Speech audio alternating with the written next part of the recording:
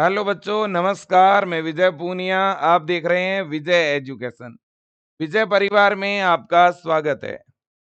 RUHS university ने राजस्थान में paramedical, pharmacy और फिजियोथेरेपी इन तीनों कोर्सेज में एडमिशन के लिए कॉलेज लेवल पर ऑफलाइन काउंसलिंग शुरू की हुई है, जिसका अभी सीट मैट्रिक्स जारी हो चुका है। बेटा, इस काउंसलिंग को हम राउंड 5 काउंसलिंग के नाम से भी जान रहे हैं, लेकिन वास्तव में इस काउंसलिंग को हम कॉलेज लेवल ऑफलाइन काउंसलिंग के नाम से जानते हैं, है ना। लेकिन बेटा, इस बार जो कॉलेज लेवल पर यह काउंसलिंग स्टार्ट हुई है, इसमें बीएससी नर्सिंग की काउंसलिंग साथ में नहीं है। वजह इसकी यह है कि बीएससी नर्सिंग के काउंसलिंग पर कोर्ट ने स्टे लगा दिया है। कोर्ट ने यूनिवर्सिटी को बिना परमिशन कॉलेज लेवल पे काउंसलिंग करवाने के लिए मना किया है, क्योंकि कुछ प्राइवेट कॉलेज जिनको इस साल मान्यता मिली नहीं और वो मान्यता का प्रयास कर रहे थे, जब लास्ट मोमेंट में उन्हें मान्यता नहीं मिली तो उन्होंने काउंसलिंग पे एक बार फिर स्टे करा दिया। जिन बच्चों ने एडमिशन लिया हुआ है उनको दिक्कत नहीं है, लेकिन जो खाली सीट है इन पे प्रवेश बिना आरयूएचएस, बिना कोर्ट से पूछे नहीं हो सकता। ठीक है ना। इसलिए इस बार संभावना काफी कम लग रही है बीएससी नर्सिंग की कॉलेज लेवल पे काउंसलिंग की। अब देखिएगा, लेकिन पैरामेडिकल, बीपीटी और फार्मेसी का सीट मैट्रिक्स हो गया है जारी। अब सीट मैट्रिक्स जारी होने के बाद तो भले ही आप कल ही चले जाओ कॉलेजों में, ठीक है ना, कल से ही एडमिशन शुरू आप मान सकते हो। ठीक है ना। पहले मैं आपको शेड्यूल बता देता हूँ। यह बेटा शेड्यूल है, आपको पता ही होगा, है ना। ये कॉलेज लेवल पर जो काउंसलिंग स्टार्ट हुई है आरयूएचएस की, कॉलेज लेवल एडमिशन प्रोसेस और UG and diploma paramedical pharmacy BPT, है ना। और इसमें इतने सारे कोर्सेज हैं। पैरामेडिकल में बीएससी एमएलटी है, बीआरटी है, बी ऑप्स है, बीपीटी है। इसके अलावा फार्मेसी में डी फार्मा है और बी फार्मा है। अब बेटा सीट मैट्रिक्स आज आ गया है और 17 नवंबर से लेकर 20 नवंबर तक बेटा कॉलेज के अंदर आपको डायरेक्ट जाना है और सीधा एडमिशन लेना है। प्राइवेट कॉलेज में तो सीधा सिस्टम है बेटा, प्राइवेट कॉलेज में जाओ, ओरिजिनल डॉक्यूमेंट दो, फीस दो, तुरंत एडमिशन मिलेगा। गवर्नमेंट में थोड़ा सिस्टम अलग है। गवर्नमेंट में पहले जाना पड़ेगा, वहाँ एक फॉर्म मिलेगा, उसको भर के जमा करवाना पड़ेगा। फिर वो आपको 20 तारीख को, जो एडमिशन की लास्ट डेट है, इस 20 को वो एक मेरिट बनाएंगे और आपके पास कॉल आ जाएगा। अगर उस मेरिट में आपका नाम आ जाता है तो ही आपको रिपोर्टिंग करवानी है, अदरवाइज नहीं करवानी है। ठीक है कि नहीं? हाँ जी। अब बेटा देखो, देखें, मैं आपको पहले सीट मैट्रिक्स बता देता हूँ, है ना। यह है ruhcuet2025.com। इस वेबसाइट पर सीट मैट्रिक्स डाला गया है। यह बेटा हमारी वेबसाइट है जिस पे हम लोगों ने काउंसलिंग कराई थी। इस वेबसाइट को ओपन करने के बाद आपको काउंसलिंग पे क्लिक करना है। काउंसलिंग पे क्लिक करते ही ऊपर देखो आप, ये रहा सीट मैट्रिक्स। जैसे ही बेटा अपन सीट मैट्रिक्स पे क्लिक करेंगे तो अब किस कॉलेज में कितना सीट खाली है वो आपको दिख जाएगा। लेकिन मैं फिर कह रहा हूँ, ये ऑनलाइन काउंसलिंग नहीं है बेटा, इसमें कोई ऑनलाइन रजिस्ट्रेशन नहीं होगा। ठीक है। हाँ। अब देखो बेटा, सबसे पहले ही पहले आप बड़े ध्यान से देखिएगा। हम सबसे पहले यहाँ फार्मेसी का देखते हैं। Bachelor pharmacy, B pharma. B pharma का एक ही गवर्नमेंट कॉलेज है और उसका नाम है आरयूएचएस। है तो आरयूएचएस गवर्नमेंट कॉलेज, लेकिन बेटा इसमें फीस लगेगी, क्योंकि आपको पता है आरयूएचएस एक तरह का सेमी गवर्नमेंट टाइप कॉलेज है ना। फुली गवर्नमेंट कॉलेज आप इसको नहीं कह सकते, मतलब गवर्नमेंट है फिर भी फीस लेता है बी फार्मा में, है ना। तो RUHS college of pharmaceutical science Jaipur. ठीक है ना बेटा। अब इसके अंदर 4 सीट खाली है। कितनी सीट खाली है? 4 सीट। और जानते हो इसमें बी फार्मा की फीस कितनी है? लगभग 80,000 है, 80,000 रुपए। अब बेटा देखो, अब हम बात करेंगे डिप्लोमा फार्मेसी यानी डी फार्मा। डी फार्मा का एक गवर्नमेंट कॉलेज है, department of pharmacy, SMS medical college campus Jaipur. तो एसएमएस कॉलेज जो है बेटा वो डी फार्मा का गवर्नमेंट कॉलेज है और इसमें एक सीट खाली है। अब आप पूछोगे सर ये कौन से कैटेगरी की सीट है? जनरली बेटा कॉलेज लेवल पे जब एडमिशन होता है तो वो जो सीट होती है उसे अनरिजर्व कैटेगरी में कन्वर्ट कर दिया जाता है, तो उस सीट पे सभी का अधिकार होता है। लेकिन फिर भी कई बार कुछ कॉलेज ऐसे होते हैं बेटा, जो विशेष जिस कैटेगरी की सीट होती है उनको प्रायोरिटी देते हैं। ये सब कुछ कॉलेज जाने पर ही पता चलेगा। अब एक बच्चे के माइंड में एक प्रश्न आ रहा है क्या? तो सर, डी फार्मा में और बी फार्मा दोनों में इन कॉलेजों में सीट तो खाली है, तो क्या मैं इन दोनों कॉलेजों में जाके फॉर्म लगा सकता हूँ क्या? हाँ, गवर्नमेंट कॉलेज जितने भी है आप सभी में जाके फॉर्म लगा सकते हो। अगर आपका वहां पर सिलेक्शन होगा तो आपको पता चल जाएगा। पहले यहाँ गवर्नमेंट में आपको एक फॉर्म लगाना पड़ेगा ऑफलाइन, खुद जाके फॉर्म भर के जमा कराना होगा। फिर 2 दिन बाद ये आपको बताएंगे कि आपका नंबर आया कि नहीं आया। ठीक है ना? हाँ बेटा। अब देखिएगा, अब ये है प्राइवेट कॉलेज। अब पहले ही पहले देखो, ये सारे डी फार्मा के प्राइवेट कॉलेज है। अब प्राइवेट कॉलेजों में तो बेटा सभी में सीट खाली है, देख लो आप। डी फार्मा में किसी में 5, किसी में 6, किसी में 1, ये देखो किसी में 11, है ना? ये देख सकते हो आप। ठीक है ना बेटा? तो हर कॉलेज के अंदर जो है वो सीट खाली है ना? जैसे अरावली कॉलेज है उदयपुर, है ना? अब कुछ कॉलेज नए शामिल हुए हैं तो उसमें सारी सीटें खाली है ना? ये जैसे कि अरवल कॉलेज है, अर्जुन है, आर्या है, आयुष्मान है, आशा है ना? ये देख सकते हो बेटा आप। पीडीएमएलए कॉलेज है, बागोड़ा है, ठीक है ना? भारती है, बियानी है, बीएलएम है ना? ये सारे के सारे कॉलेज आपके सामने हैं। पहले ही पहले डी फार्मा वाले कॉलेज हैं बेटा। पहले ही पहले ये कॉलेज कौन से हैं? डी फार्मा के कॉलेज है, मतलब डिप्लोमा फार्मेसी वाले। कौन से बेटा? डिप्लोमा फार्मेसी के ये कॉलेज हैं। और अब डी फार्मा में भी 2 तरह के कॉलेज हैं। एक तो जो आरयूएचएस से मान्यता प्राप्त है वो, और एक जो जोधपुर संभाग के हैं, जोधपुर, पाली, बाड़मेर, है ना? वो आपके एमएमयू, मारवाड़ मेडिकल यूनिवर्सिटी से एफिलिएटेड है। जैसे ये देखो एमएमयू। अब ये एमएमयू वाले जो कॉलेज है ना, ये जोधपुर है, जालोर है, पाली है, इसके आसपास के कॉलेज हैं। जैसे अब आदर्श कॉलेज है, आप देखिएगा। ये आदर्श कॉलेज कहाँ पर है? आदर्श कॉलेज ऑफ फार्मेसी, ये जोधपुर के अंदर है बेटा। इसमें 60 में से 33 सीटें भर गई है, 27 खाली है ना? तो ये आदर्श कॉलेज में भी आप एडमिशन ले सकते हो, ये जोधपुर के अंदर है बेटा, है ना? इसी तरह से जोधपुर के बाकी कॉलेजों में देखो, किसी में 6 सीट खाली है, किसी में 1, किसी में 25, किसी में 45। जैसे ये जीत कॉलेज ऑफ फार्मेसी, है ना? ये जीत कॉलेज ऑफ फार्मेसी, इसमें 25 सीट खाली है। ठीक है ना? और इसी तरह से बेटा ये अलग-अलग फार्मेसी के आपके सामने कॉलेज है। ठीक है कि नहीं बेटा? हाँ। और इसके बाद में बच्चों, अगर हम आगे देखें और यहाँ से देखिएगा, ये देखो आप, ये देखो। यहाँ पर बेटा अगर अपन बड़े ध्यान से देखें तो ये आपके पैरामेडिकल के कॉलेज हैं। अब पहले ही पहले देखो, पैरामेडिकल का जो आरयूएचएस कॉलेज है ना बेटा, आरयूएचएस में बीएमएलटी की 1 सीट खाली है। अब आरयूएचएस में बेटा बीआरटी की कोई भी सीट खाली नहीं है। और आरयूएचएस के अंदर बेटा बैचलर ऑप्थेलमिक की 2 सीट खाली है। ये पैरामेडिकल कोर्सेज की बात कर रहा हूँ।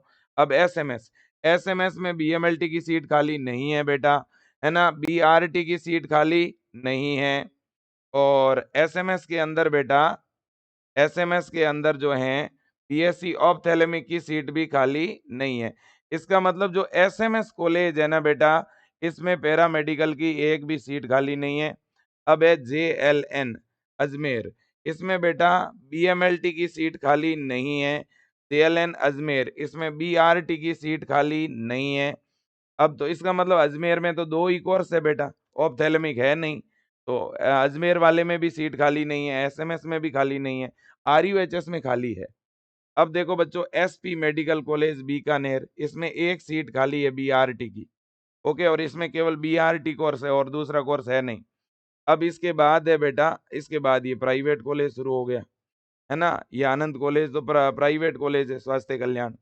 अब देखो बेटा, अब अपन बात करते हैं doctor S N medical college. ये एस एन मेडिकल कॉलेज जो है, इसमें बीआरटी की कोई भी सीट खाली नहीं है ना? एस एन कॉलेज जोधपुर में बी एमएलटी की भी कोई सीट खाली नहीं है। और एसएमएस कॉलेज में ऑप्थेलमिक की 2 सीट खाली है बेटा। ठीक है कि नहीं? हाँ। अब अपन चलते हैं फिजियोथेरेपी।